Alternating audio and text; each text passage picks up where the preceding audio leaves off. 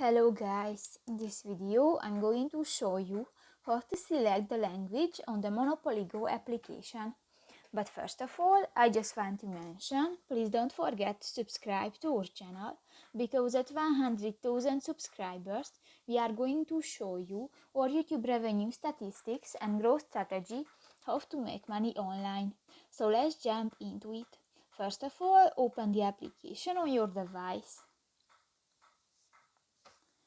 This will take a 5 minutes when the application is uploading.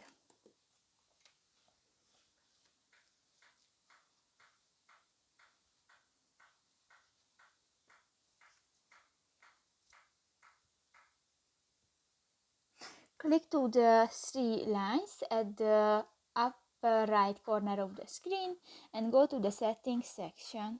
Here you can find the third option, the language, and here you can select different language, for example Espanol, Deutsch, Frankish, Korean and Chinese and more, and just select one and click to the next square icon and done. So that's pretty much it for this video guys. See you in the next one. Bye bye.